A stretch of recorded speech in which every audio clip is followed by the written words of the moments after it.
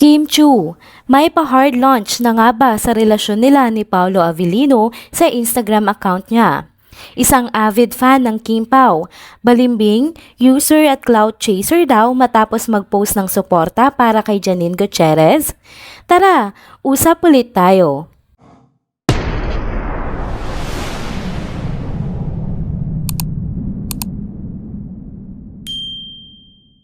Hello mga ka-trenders! Welcome back muli sa ating channel. Kung bago pa lamang kayo dito, huwag nang kalimutang mag-like, mag-subscribe at i-hit na din ang notification bell para lagi kayong updated sa mga balitang trending at napapanahon. Sa gitna nga ng mga usap-usapan tungkol sa umuusbong relasyon ni Kim Chu at Paolo Avellino, tila mas umiinit pa mga espekulasyon matapos nga ang isang nakakaintrigang post ni Kim Chu sa kanyang Instagram account. Maraming netizens ang nakapansin na tila isang hard launch ang nagaganap lalo na sa mga recent uploads ng aktres. Kanina lamang, nag-upload si Kim ng series ng mga pictures at videos kung saan makikita nga silang dalawa ni Paolo Avellino na nag-workout. Ito po ay mga collective pictures at videos nila ni Paolo na magkasama habang nag-workout. Sa nasabing post, kapansin-pansin ang pagiging seryoso nila sa kanilang fitness routine, ngunit ang mas nakakaagaw ng atensyon ay ang mensahe ni Kim sa caption. Anya, exercise is not just for your body but also a significant mental factor.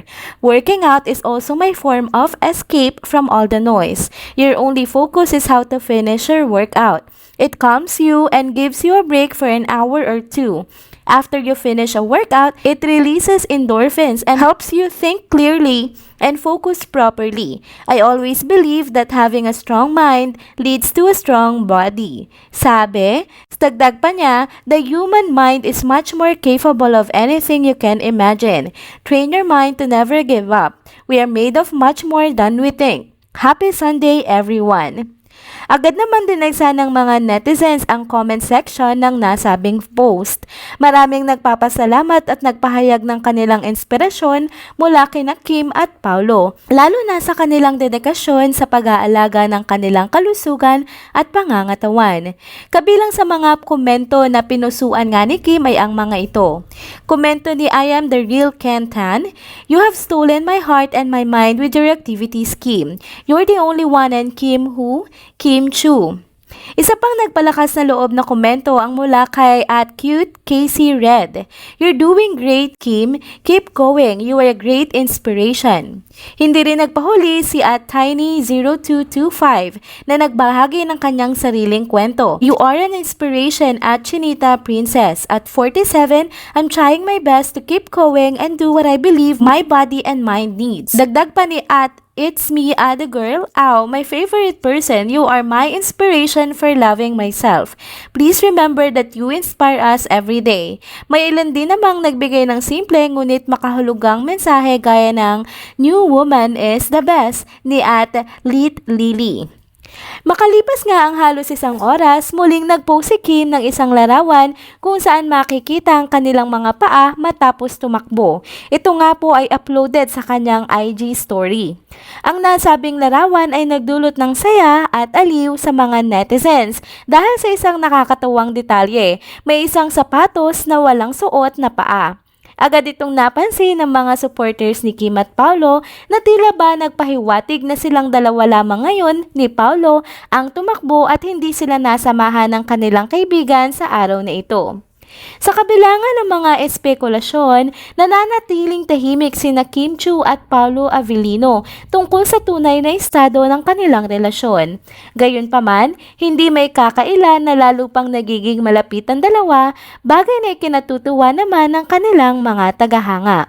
Tumungo naman tayo sa isang nagbabaga at spicy na balita. Ito nga ay patungkol sa isang kilalang social media influencer at umano'y avid fan ng tambalang Kim Pao. Si Oski Recabar nga ay kasalukuyang nasa gitna ng kontrobersya matapos siyang ulanin ng mga batikos mula sa mga taga-suporta ni Kim Chu at Paolo Avellino. Nagsimula ang pag-atake sa kanya nang maglabas siya ng isang post na maraming Kim Pao fans ang tinuring na insensitive at nakakapanakit. Ayon sa mga balita, nanawagan ang mga masugid na tagahanga ng tambalang Kim Pao na i-unfollow, i-delete o i-block si Oski sa lahat ng kanyang social media platforms. Buong puwersa silang nagsama-sama para ipanawagan ang pagtigil ng suporta kay Oski na ayon sa kanila ay hindi nakarapat dapat pang suportahan dahil nga sa nagawa nito. Ang ugat ng kontrobersiya ay nagsimula na mag-promote si Oski ng bagong teleserye na binamagatan ngang Lavender Fields kung saan tampok si Janine Gutierrez. Sa kanyang Facebook post, nag-upload nga siya ng larawan ni Janine na may caption na proud na proud ang fans ni Janine Gutierrez dahil ang ganda nito ay walang retoke. Bukod sa natural ay napagtapos pa ng pag-aaral at legit na edukada. #Janine Gutierrez. Agad naman binigyan pansin ito ng mga Kim Pao fans na naramdaman na tila pa tama ang post na ito laban kay Kim Chiu. Ayon sa kanila, ang mga salitang ginamit ni Oski ay halos pareho sa mga ginagamit ng bashers ni Kim, partikular na sa isyu ng retoke at edukasyon na matagal nang binabato laban sa aktres. Dahil dito, binansagan si Oski ng mga supporters ng Kim Pao bilang balimbing, user at clout chaser. Hindi rin napigilan ng mga fans ang kanilang galit at sama ng loob, kaya't mabilis silang nagsagawa ng hakbang para tuluyang i-boycott si Oski. Ang kanilang kampanya ay agad naman nagkaroon ng effect dahil wala pa ngang 24 hours mula nang ilunsad ito ay bumagsak na ang bilang ng followers ng nasabing social media influencer sa X mula 10,000 pababa ng 7,000. At sa kasalukuyan, patuloy pang bumababa ang kanyang follower count sa naturang social media platform at indikasyon nga na seryoso ang mga fans sa kanilang panawagang ito. Samantala, dumepensa naman si Oski at iginiit na bahagi lamang ng kanyang trabaho bilang social media influencer ang kanyang ginawa. Wala raw siyang intensyon na manginsulto o manggamit ng ibang personalidad para sa kanyang personal na benepisyo. Sinabi pa niyang walang personalan sa kanyang mga post at ginagawa lamang niya ang kanyang tungkulin bilang isang promoter ng mga proyekto.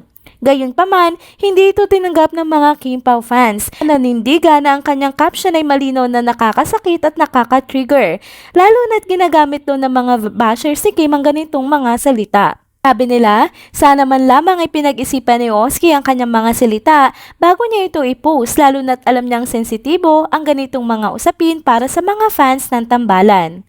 Sa kabila nga ng kanyang paliwanag, patuloy na binabati ko si Oski ng mga fans na tila hindi pa handang patawarin siya sa naging kontrobersyang ito.